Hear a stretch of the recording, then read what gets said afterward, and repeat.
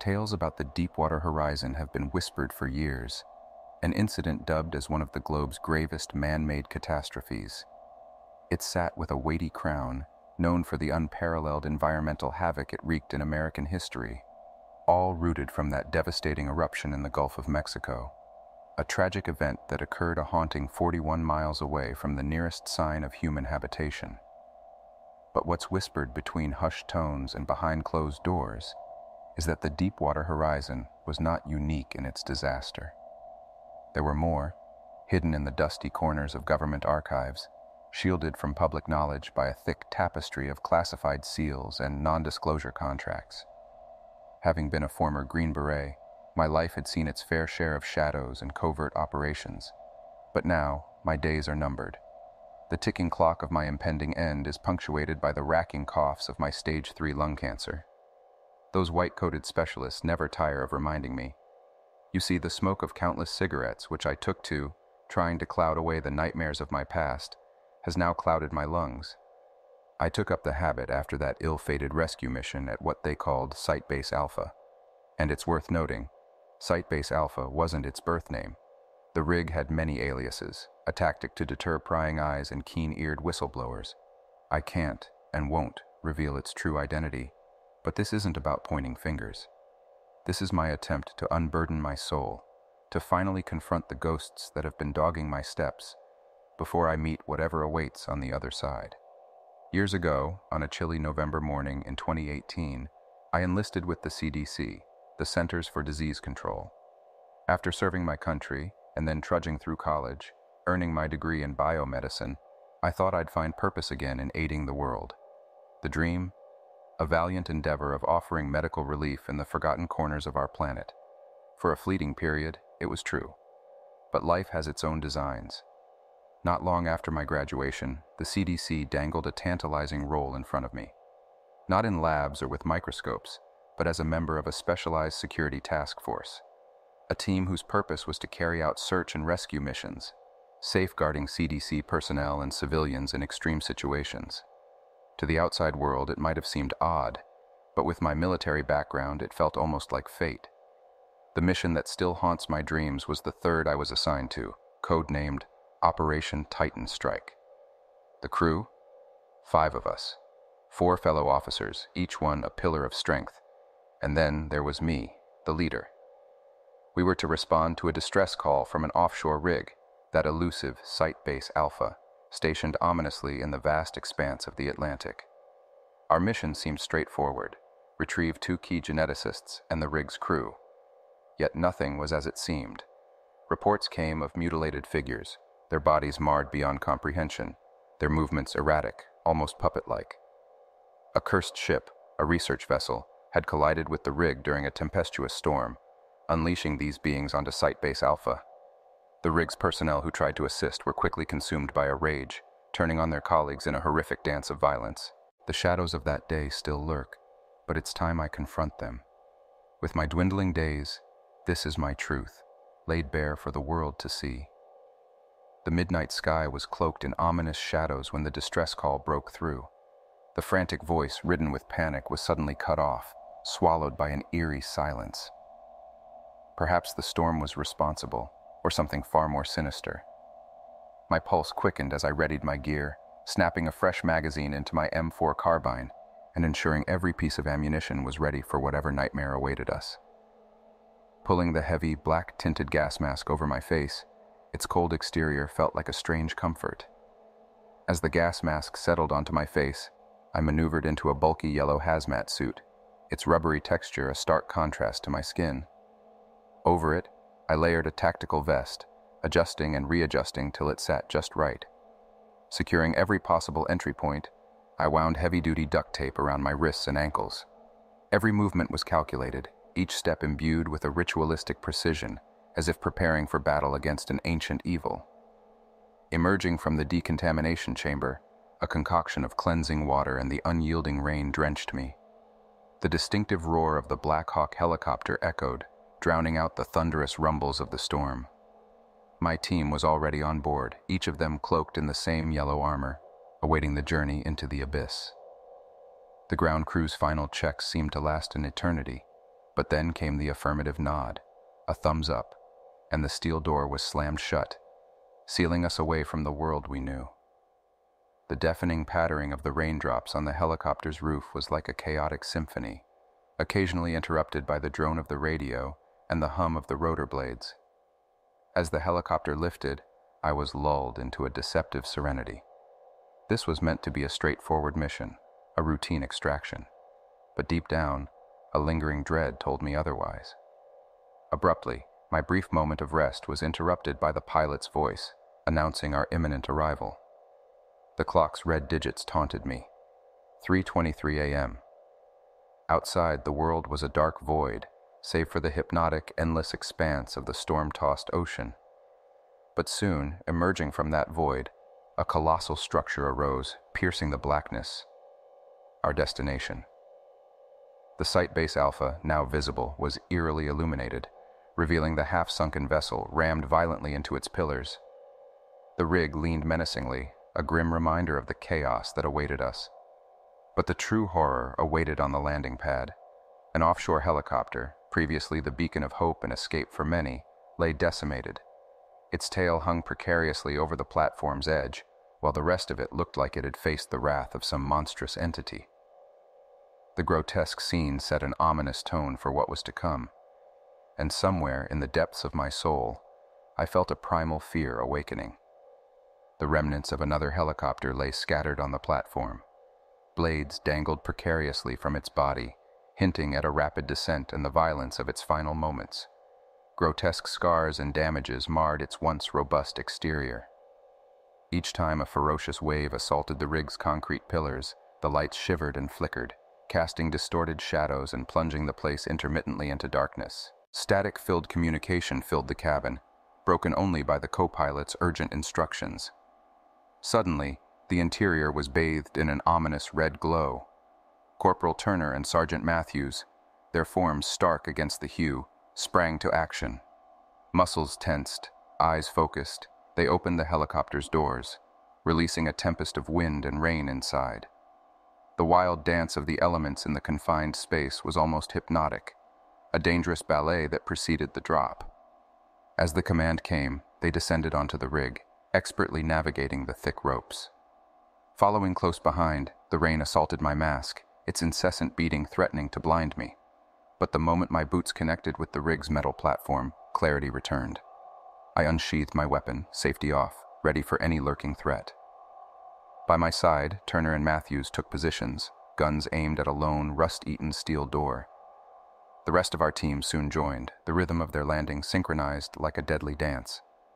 The helicopter's departure was heralded by a departing roar, swiftly replaced by the perpetual dirge of rain and thunder. With the rig's feeble lights providing the only illumination, an unsettling ambience settled around us. Every creak, every distant groan of the platform became amplified, a ghostly reminder of the rig's age and the weight of its secrets. Sarge's hand signaled our next move, directing our attention to the flashlights fixed to our guns. We followed him, casting our beams on the dilapidated door. In a choreographed motion, we split, pressing ourselves against the walls on either side of the doorway.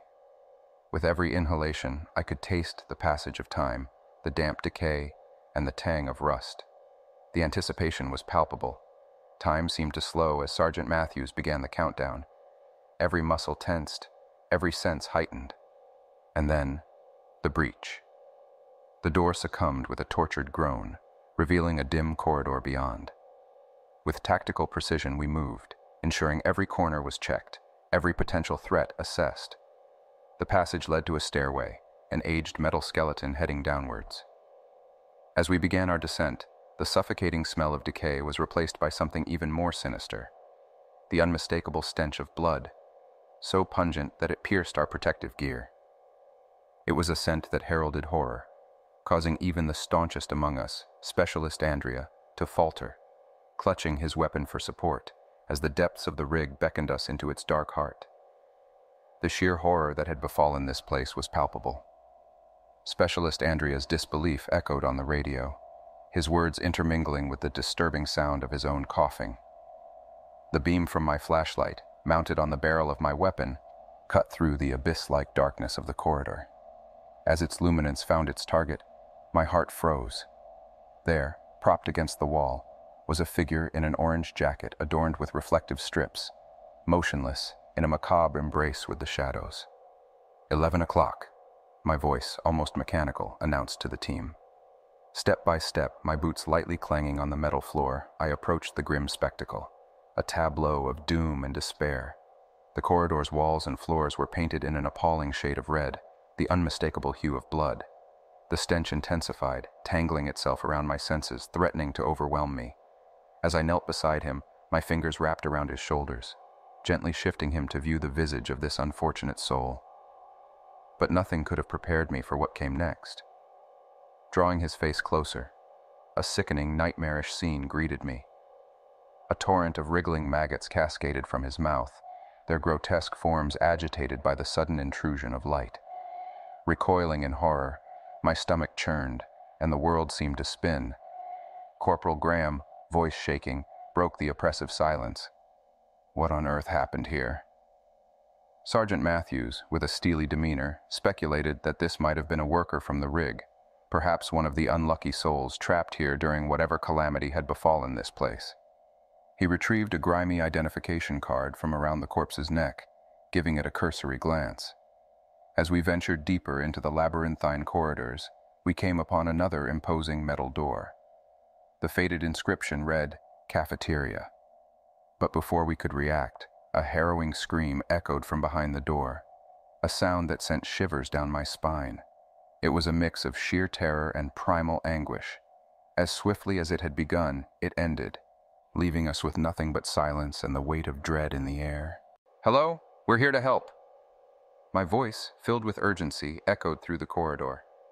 No reply came, save for faint, disturbing sounds, like the drag of metal or shuffling feet. Corporal Turner's face contorted in a mix of determination and concern. He took aim at the door's handle, ready to breach. The deafening roars of his rifle filled the air, each shot illuminating our surroundings in bursts of light, sending sparks flying as we braced ourselves for whatever awaited us beyond that door. The metallic clang of my boots echoed as I kicked the door open. The cold, pitch-black darkness of the cafeteria engulfed us immediately. The air felt still, interrupted only by our frantic breaths and the subtle hum of the storm outside. We each quickly attempted to light up the room, our flashlights creating an erratic dance of beams, attempting to pierce through the suffocating dark. My breathing grew heavy, each exhale causing the lenses of my mask to fog up momentarily. A sense of foreboding enveloped the room, as if the very walls whispered warnings of the horrors that lay hidden in the shadows. Broken tables, chairs mangled into unrecognizable shapes, and the remnants of shattered mugs painted a grim picture of a violent encounter. Suddenly, rapid movements flickered at the periphery of my vision, elusive and ghostly. My heart raced, my beam of light darting frenziedly, attempting to catch the culprits of this macabre ballet. Specialist Andrea, in a brave yet foolhardy move, decided to break the silence. But even before his words were fully formed, a grotesque silhouette lunged at him, sending both tumbling into the abyss of the room. Desperate cries echoed from the shadows, punctuated by the heavy thud of Andrea's dropped weapon. Chaos ensued. Corporal Turner, guided only by the dim silhouettes passing his line of sight, fired his weapon. The sound, deafening in the enclosed space, was soon joined by the erratic gunfire from Sergeant Matthews and Corporal Graham.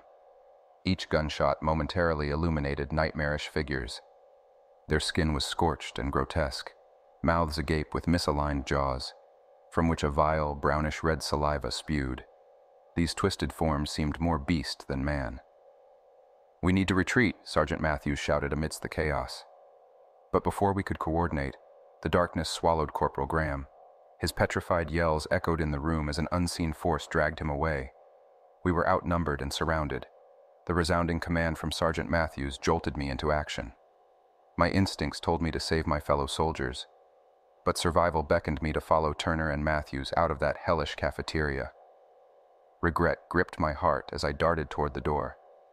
As the door clanged shut, the monstrous screams of those figures were muffled, but their rage was evident. Each bash against the door reverberated with malice and fury. Exhausted, we braced against the door, the weight of the monstrosities outside threatening to break through. Panting, sweat dripping, we found ourselves in a tense standoff. The siege from the other side was fierce and relentless. The silence between us was broken by Sergeant Matthews, his voice heavy with the weight of decisions yet to be made. Sergeant Matthews extended his hand, offering me the metal dog tag that had clung to his neck through countless battles. It was a silent plea, a testament to the trust we had forged in the crucible of warfare. "Promise me," he whispered with a steely determination in his eyes, "that you'll find the scientists and get out of this forsaken place. I'll keep these creatures at bay for as long as I can." Corporal Turner's expression crumpled, his loyalty and respect for the sergeant evident in the protest forming on his lips. But as the relentless force behind the door seemed to gain an upper hand, Matthews firmly pushed it back in place, silencing Turner's pleas. He took a deep breath, pulling 2 grenades from his vest. "Time isn't on our side," he voiced with finality. "Would you rather the sacrifices we've made go to waste? Get out, now!" Turner and I, propelled by the weight of Matthews' decision, sprinted down the corridor. A distant explosion soon followed, causing the entire platform to tremble. A veil of grief and anger washed over Turner. "Their deaths. My idea to enter. It's on me," he murmured, his guilt evident. "Guilt. You made a call, the right one, to save lives. That was our mission," I replied, attempting to console him. But our exchange was interrupted by a voice over the intercom. "Attention, rescue team. We're trapped in the control room. Those things are trying to breach," a frantic voice relayed. Determined, Turner and I sprinted in the direction indicated by the platform's directory. A woman in a lab coat caught our attention, signaling desperately from a tower window. As we approached, our radios crackled to life. "Echo 3, this is Raven 2. ETA is 10 minutes for extraction." A surge of hope welled up within us. Turner gave a nod of determination, signaling his readiness. "Stay close. Watch my back," he instructed as we approached a battered door. Inside, a grim scene awaited. The grated stairwell was stained with remnants of horrifying struggles. Blood and grotesque pieces of decomposed flesh clung to the metal surfaces. The eerie soundtrack of our journey upwards was the incessant pounding and grotesque shrieks echoing closer and closer. Reaching the top, we witnessed a chilling spectacle. Several individuals, still in their work uniforms, violently and mindlessly slamming themselves against a heavily dented door. One of them, bloodied and mangled, continually ran into the door with such force that shards of bone protruded grotesquely from his back. Yet he seemed impervious to the pain. The horrific scene left us both momentarily paralyzed. "God, what have they become?" Turner whispered, a mix of horror and sympathy in his eyes. The abrupt halt of the once human figures was chilling. They turned with such ferocity and speed that it felt like a gust of wind, their hollow eyes piercing through the darkness, seemingly focused on us. The stillness of the moment hung heavily in the air, and then, like a dam breaking, they lunged towards us. The rapidity of their approach left us with mere moments to react. As one of the figures honed in on Corporal Turner, its movements spasmodic and twitching in grotesque ways, instinct took over. I squeezed the trigger, and a barrage of bullets punched through the assailant, lifting it off its feet and sending it crashing past Turner. The echoing bangs of Turner's rifle filled the air as he put down the remaining figures. Their final spasms were a grotesque dance of death, ending in silent heaps on the cold steel floor. With adrenaline still coursing through our veins, we approached the control room door, a sense of urgency compelling us. "Open up. We're with the CDC," I called out, hoping that the survivors on the other side would recognize us as allies. The subsequent sounds of locks clicking open was music to our ears, and as the door creaked open, we were met with the relieved gaze of a woman. Her once white lab coat was now splattered with blood, and her face wore the pallor of dread and exhaustion. Beside her stood a rig worker, his face equally haggard. She breathed heavily. "We hid in the control room during the lockdown. My colleague went out to send a distress call, but she hasn't returned." The weight of her words settled heavily. Both Turner and I shared a sorrowful look. We both knew her colleague's fate. "Are you the geneticist we've been searching for?" I asked, seeking confirmation. She nodded affirmatively. Before I could assure her about the impending evacuation, the world around us erupted in chaos. An explosion sent a shockwave through the rig, causing the entire room to jolt. We were thrown off our feet, amidst a cacophony of shattering electronics and a suddenly engulfing darkness. As the fire alarms blared, our radios buzzed to life with desperate urgency. "Raven 2, 2 in position. The rig's aflame. Evacuate immediately," the voice screamed through the static. Amidst the disarray, the rig worker managed to stand, grasping for support, panic evident in his voice. "What's happening?" Turner yelled over the deafening alarm. "The rig's collapsing, probably from Sarge's grenades. We need to move, now!" Without wasting a moment, Turner hoisted me to my feet, shouting into the radio to update our situation. With a sense of determined urgency, I helped the scientist up, and we, along with the rig worker, bolted towards the exit. The nightmarish scene that awaited us was apocalyptic. Fire raged uncontrollably, and the once sturdy metal bridges now seemed precariously unstable. The very ground beneath us seemed to heave and groan, threatening to send us plunging into the abyss. Amidst the flames and chaos, we knew we had to forge ahead if we had any hope of surviving. The fiery, chaotic nightmare raged on as billowing black smoke engulfed the surroundings, making visibility nearly impossible. Every few moments, another explosion would jolt us forward, tossing debris from above and forcing us to shield ourselves with whatever means we had. The scent of burnt copper and the acrid stench of smoldering wires made even breathing a harrowing ordeal. Through this inferno, Corporal Turner's unwavering leadership guided us, his voice a beacon through the cacophony of destruction. Emerging from the thick, asphyxiating smoke, we could hear the rhythmic thumping of helicopter blades, slicing through the air, signaling our way out of this hellscape. Corporal Turner, ever the shepherd, led us onward, hollering commands.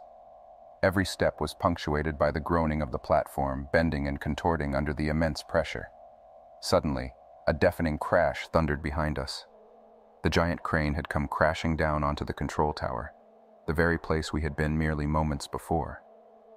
The sheer force of the crash caused the platform to tilt, disorienting us and causing us to scramble for purchase on the unstable metal grates beneath our feet. As the chaos continued to unfold around us, the silhouette of the military helicopter emerged, a beacon of hope in the midst of despair. Its powerful rotor blades cut through the air as the pilot expertly maneuvered it closer to our location. "Get on, now!" The co-pilot's voice crackled through the radio. We needed no further prompting.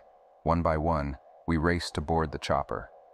But fate had one final challenge in store for me. As I made my dash towards the helicopter, the platform gave way beneath me. My heart raced, time seeming to slow as the chopper grew distant.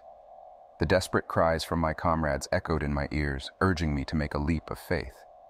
Gathering every ounce of strength and courage, I lunged towards the helicopter, landing hard, my weapon skittering across the wet metal floor. Dangling precariously over the abyss, my life hung by a thread, quite literally. In what seemed like a cruel joke, I felt myself slipping further. But as despair set in, Corporal Turner's iron grip locked onto my arm, hauling me back to safety. "Got you," he panted, his grip unwavering. With everyone secured, the helicopter surged forward, away from the doomed rig. The once mighty structure erupted in a final, brilliant explosion, casting a brilliant light across the dark seas. Years later, the true horror of that fateful night remains buried, concealed beneath layers of bureaucracy and deceit. The official narrative was simple: a tragic accident due to a malfunctioning drill. But the memories, the trauma, the truths I witnessed haunt me every day. Bound by secrecy, I was unable to share this tale. But now, as the shackles of my contract have been released, I find myself questioning whether the world should know. The dark secrets, the horrors beneath our feet, the sacrifices made by brave souls like Sergeant Matthews, Specialist Andrea, and Corporal Graham. Do they remain hidden, or do we shine a light on them? As for me, I've left that life behind. But if there's one plea I have, it's that you leave the shadows of the past undisturbed. Don't go searching for Site Base Alpha. Some horrors are better left beneath the waves.